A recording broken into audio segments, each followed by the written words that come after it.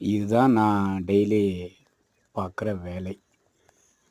காலையில் 9 மணிக்கு நீக்கி விட்டா சாயந்தரம் 5 மணி வரைக்கும் இது கூட தான் நான் பயணிச்சுக்கிட்டு இருப்பேன்.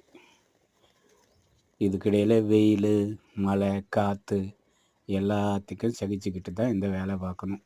ஆனால் இந்த வேலைக்கு ரொம்ப நல்ல வருமானம் தான். ஒரு 50 ஆடு இருந்தால் வருஷத்துக்கு 2 லட்சம் 2.5 லட்சம் வருமானம் பார்க்கலாம். ஆனால் எங்கேயும் வேறு பக்கம் எந்த வேலையும் பார்க்க முடியாது. இதை நம்பித்தான் இருக்கணும். ஆமாம், வேறு